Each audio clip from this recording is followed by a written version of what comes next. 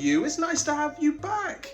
I'm sorry that I haven't put out this video. I did say at some point I was going to put out a video like this, but because it's been so damn hot in the UK, as you could probably tell by my forehead, it's been so hot here, I've not just been able to film anything. I've not been able to do anything. Even just doing this, just sitting down and just talking to you guys it's just horrible. So it's just about cooling down now, and it is cooling down over the weekend, so now I can finally have a chat with you about this particular subject. So finally, let's just get this thing out there. So here it is. So many of you have heard of these, and you can probably class them as maybe old school, ITC, spirit communication, whatever you want to call it, in regards to Ouija boards, table tipping, scrying, and many others such as dowsing rods. There is many other different forms of spirit communication which are very old, very old-fashioned ways, but which are still used today, except Ouija boards are still quite popular, although they didn't really gain much popularity until unfortunate films like The Exorcist, where they were deemed as evil, and possessed by the devil, what have you, or inhabited by evil spirits. They're not. I did a whole video on that explaining why Ouija boards are not haunted whatsoever. If you want to go watch that, then please feel free. There's many reasons why I don't trust physical ITC, why I don't trust physical spirit communication. Many reasons, and I'm going to go into them. So if I could just start off with, let's just start off with Ouija boards. So, Ouija boards. Why don't I trust Ouija boards? Now, have I used Ouija boards? Yes, I have that one there, and I've got quite a few which are laying around the house. I like them just because I think they're very beautiful. I've seen some really amazing ones, and some which I would love to hang up on the wall. And they're really good as just sort of decorational pieces. I'm not saying that they don't work. I'm not saying the Ouija boards don't work.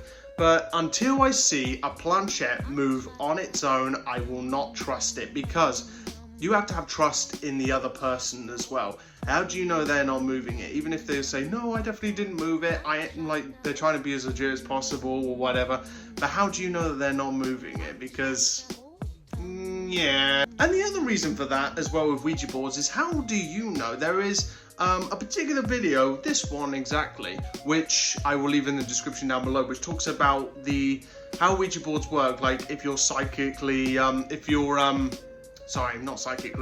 if you're subconsciously moving the planchette without realizing it, that it's kind of a way of your brain kind of getting bored, and you may think that spirit is pushing it, but whereas a matter of fact, you may be subconsciously moving it. So you may be moving it just by your own power without realizing it, and interpreting those movements as being spirit.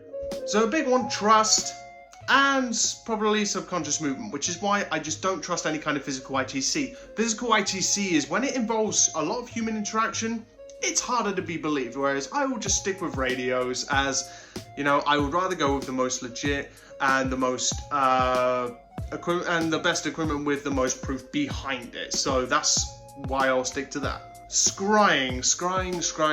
Now this is typically done with an obsidian mirror.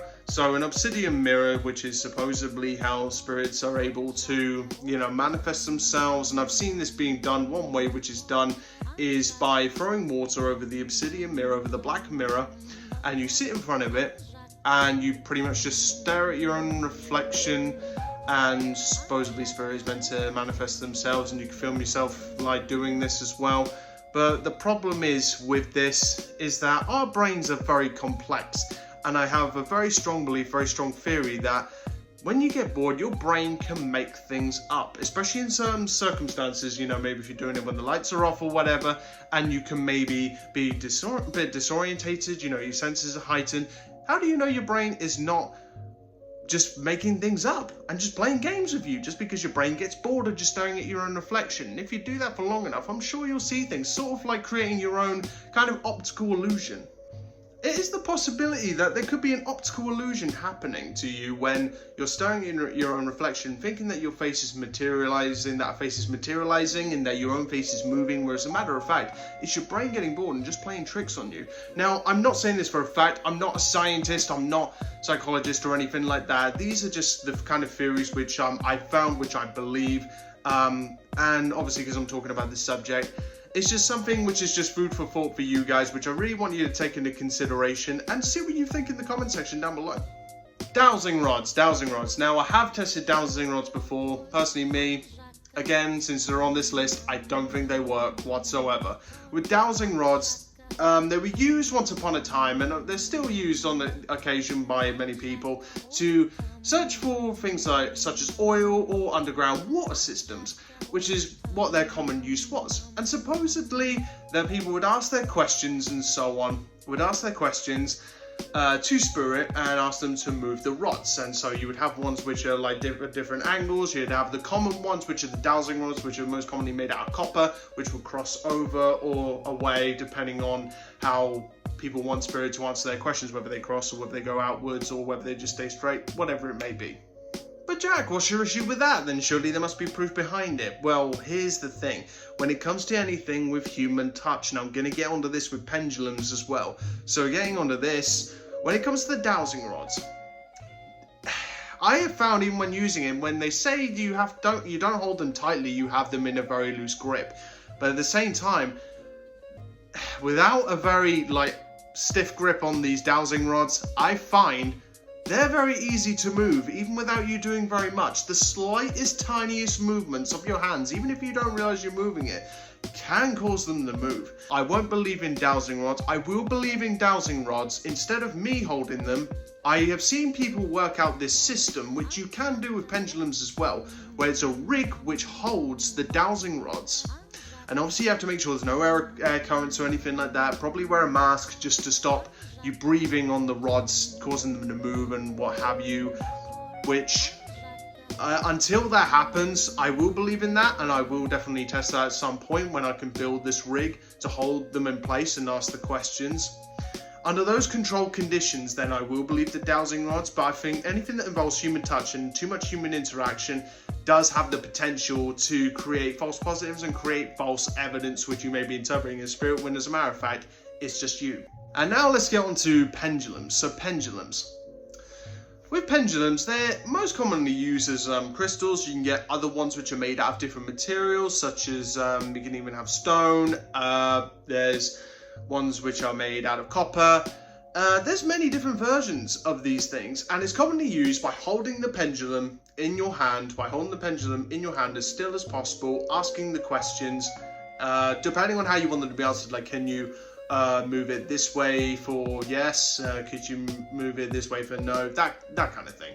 So more likely with yes or no questions. But the problem is, again, it doesn't take much. I'll try this out with my necklace, actually.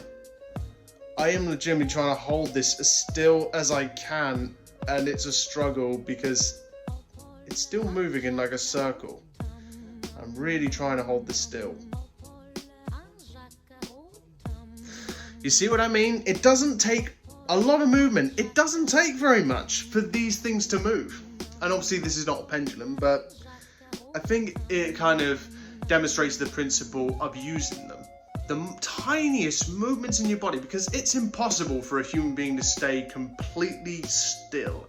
Like a statue, it's impossible. Even mime artists as well. When you see mime artists on the street, they're not completely 100% still. They've still got to breathe and so on.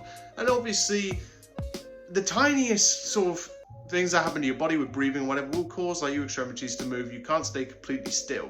And even some people like tremor a bit more than usual. So the tiniest movements of the pendulum, of your hand, to the pendulum will cause that thing to move. So that's why, again, I can't trust pendulums. There's too much human interaction. Regardless what people believe, I just don't see them working. And again, I will only believe it under controlled circumstances of it actually hanging by a system, which you can do. These things are out there. I think they're on eBay or whatever. You can buy them on Amazon, and they hang kind of by like a jewelry. It's sort of something which suspends your jewelry, and you hang it from that. Ask your questions as normal. Obviously, make sure there's no air currents or anything like that. Make sure doors are shut, windows are shut. Maybe got a mask on just to make sure you're not breathing on it, and ask your questions that way. I find that a bit more credible, a bit more believable, and obviously you have to take other things into account, like the surface which the pendulum stand is on. Are you, like, if there's movements in the floorboards or whatever, if you're walking and asking the questions, could that be triggering small, tiny little movements through the table into the rig that the pendulum is being held from? These are all things which you've got to consider. But whereas when I'm using a radio, that requires no interaction from me whatsoever. All I gotta do is just sit there, ask questions, see what comes out. So that's why I stick to that, and I don't use physical ITC. But we still got one more, which I do want to get into right here. Now, I'm sure there's more kinds of ITC, physical ITC, but these are just the 5 which stood out to me the most.